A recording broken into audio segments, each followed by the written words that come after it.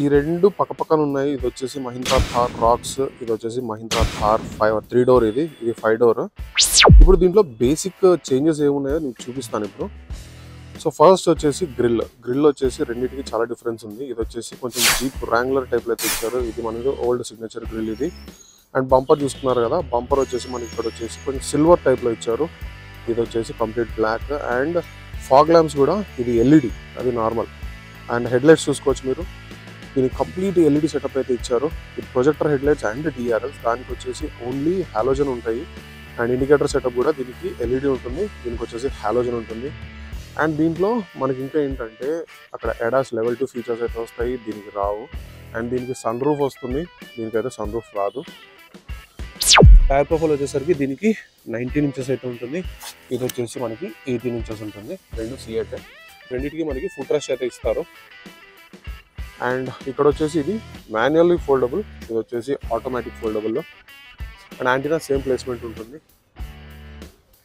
So 3 డోర్లు అయితే మనకి ఓన్లీ 1 డోర్ మాత్రమే వస్తుంది. అదే 5 డోర్కి వచ్చేసరికి మనకి ఇక్కడైతే సెకండ్ రోకి ఎంటర్ అవ్వడానికి డోర్ అయితే వస్తుంది.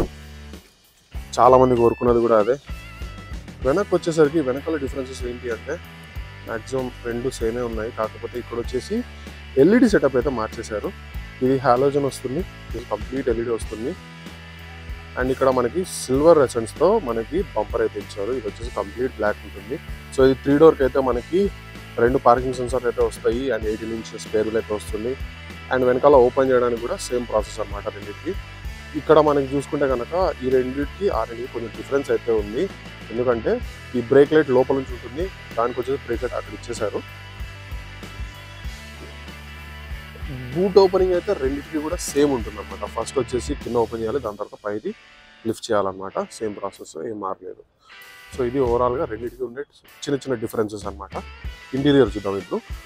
థార్ 5 డోర్లో ఫస్ట్ ఇంటీరియర్ ప్యాసింజర్ సైడ్ చూసుకుంటే కంప్లీట్ వైట్ లగ్జరీ ఫీల్ అయితే ఇస్తారు. పానోరామిక్ సన్ రూఫ్ ఉంటుంది, 10.25 ఇంచెస్ డిస్ప్లే ఉంటుంది.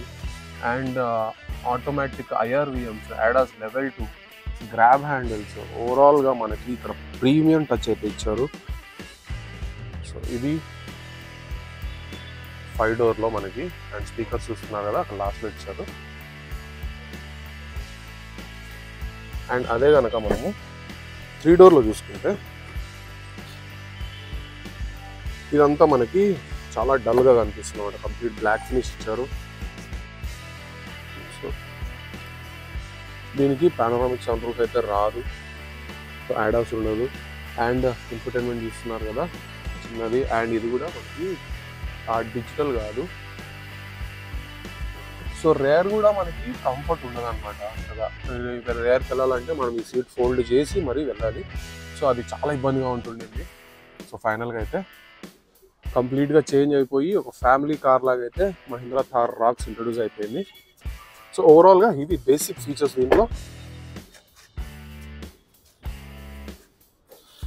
సైజ్ చూసుకుంటే మీరు దీనికి దానికి డిఫరెన్స్ అయితే చూస్తున్నారు కదా.